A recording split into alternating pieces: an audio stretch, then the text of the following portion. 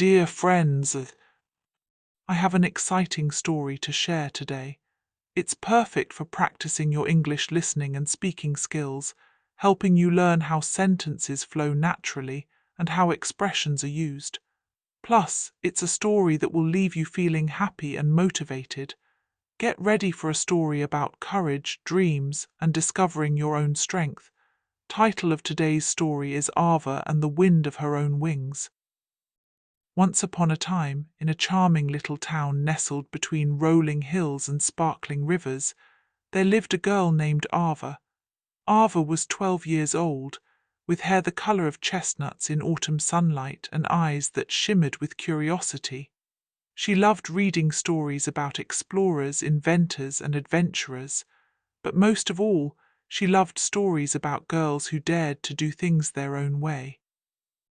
Ava lived with her parents in a cosy house painted sky blue. Her mother, a kind-hearted woman, loved Ava dearly, but often worried about her. Ava, she would say, be careful, don't wander too far, make sure someone is always with you. Her father, equally loving, had a quiet way of encouraging her, though he often repeated, patience is important, wait until you're ready. Ava, however, had a restless heart. She wanted to explore the world on her own. She wanted to climb trees taller than any house, ride her bike down winding hills without holding anyone's hand, and figure things out by herself. She wanted to feel that exhilarating mix of fear and freedom that comes when you realize you can do something you never thought possible. One winter morning, as frost painted the windows in delicate patterns, Ava discovered an old map tucked inside a library book. The map showed a trail through the whispering woods, a forest at the edge of town that no girl or boy was allowed to enter alone. Rumor had it that the woods were magical, but tricky, with paths that shifted like puzzles and streams that sang strange songs. Ava's heart raced. She knew her parents would never let her go, but her spirit whispered, "This is your chance to learn, to grow, to do it yourself."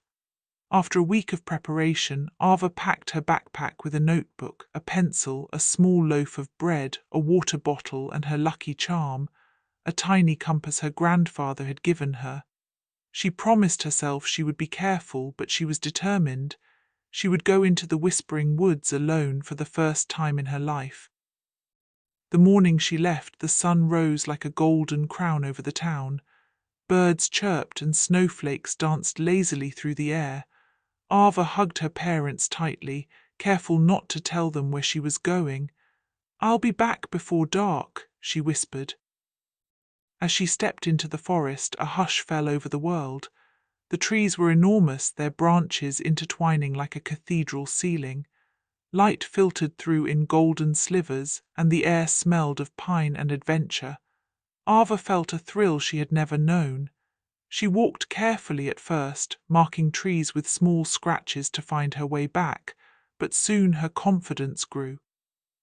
She noticed tiny mushrooms hiding under leaves, a fox peeking from behind a rock, and a stream so clear it mirrored the clouds above.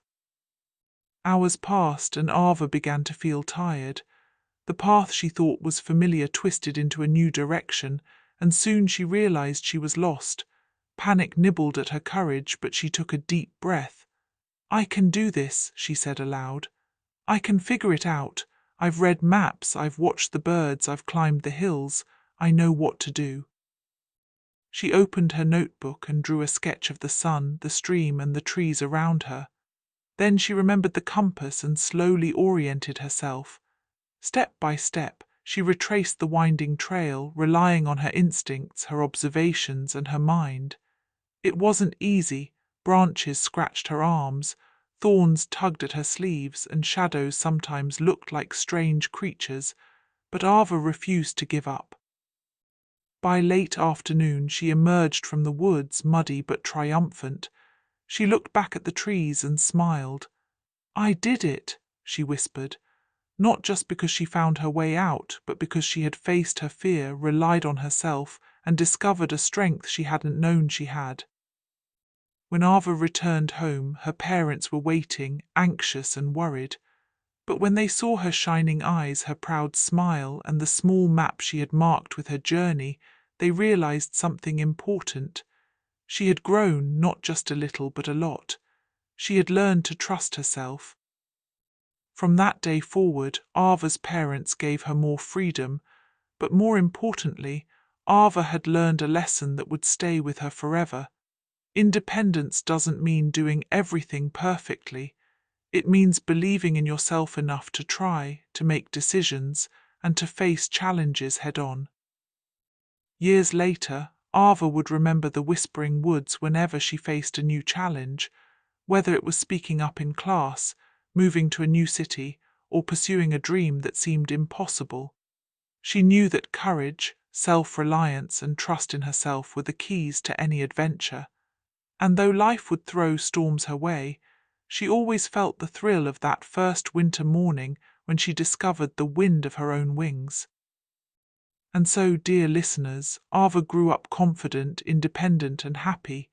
She realized that life's most beautiful gifts come not from others, but from the strength we discover inside ourselves. And every time she looked at a forest, a hill, or a path unknown, she smiled, ready for the next adventure. The end. Lesson we learnt: true independence comes from trusting yourself, facing your fears, and learning from your own experiences. It's about finding your inner strength, not waiting for permission from others.